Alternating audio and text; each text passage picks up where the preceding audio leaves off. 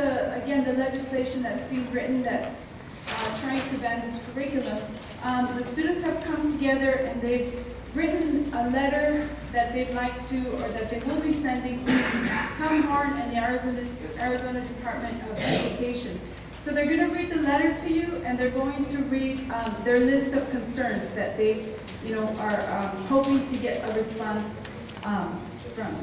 Dear Mr. Tom Horn, why do you want us to take Russell studies away from us and our community? We created a list of concerns. We shall share them with you here because we want you to understand what the classes are truly about.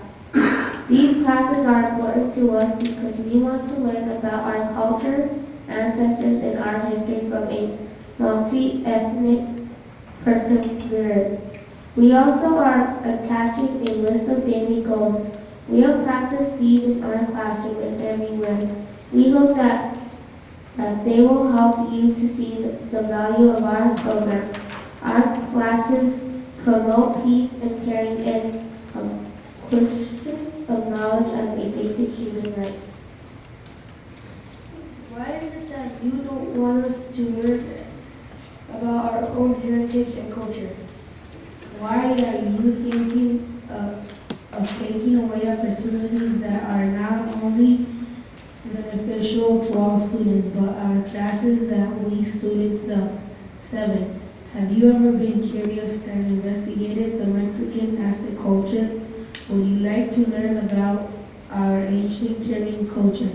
8. We hope you would like to learn something about our heritage and wonder why you have never visited one of our classrooms before you judge them unworthy or inappropriate. Okay. Our children are 3 times more likely to pass the reading test of the Ames, 4 times more likely to pass the writing test, and 2.5 more times likely to pass the math test of the Ames. And that's compared to any other group. Okay, then you throw out your graduation data. We graduate our students at about 98%.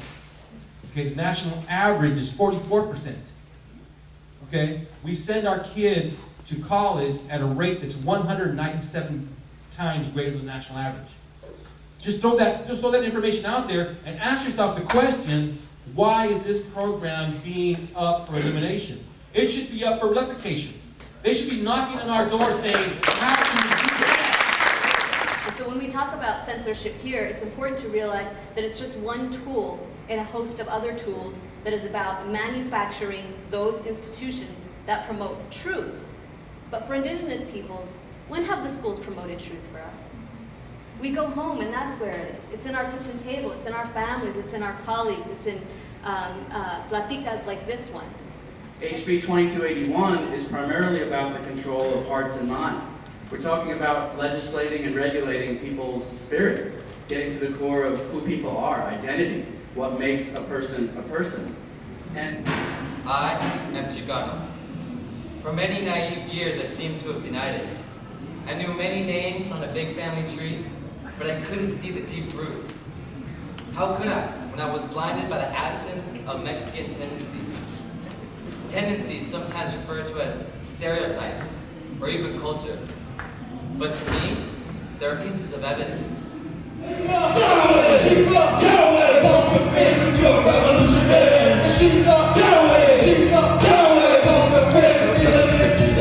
This is Zero. This is E-R-I-S-E. E-Rise. We are Elevu.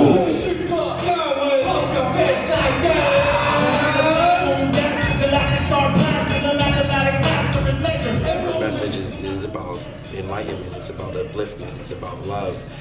To combat the hate, because with hatred it just creates blindness and ignorance. To combat the censorship, nobody should be censored to speak what they want to speak, no matter what it is, because then it all comes back to respect. We respect each other, respect what we say, then there would be no need, and then we understand each other, and there would be no need for censorship. And even though they really are trying to take away the curriculum, they could never, ever do away with it.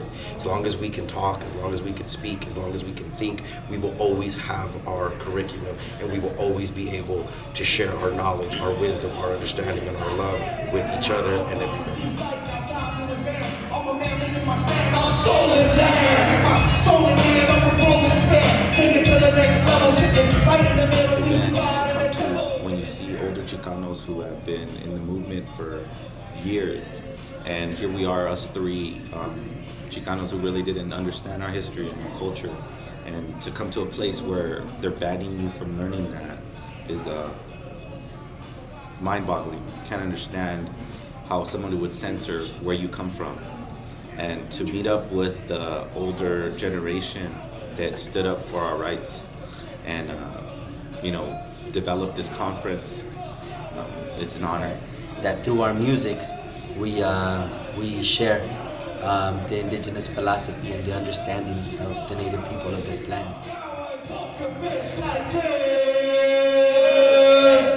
My poems are songs sung from the heart to all those who love peace, detest hate, and who celebrate la cultura in order to cultivate the mind soul of hardcore, hard luck, hip-hop homeboys and girls who struggle every day to stay out of trouble and who walk home through the rubble of dysfunctional, delinquent, and derelict politicians. Homeboys, to thee I sing!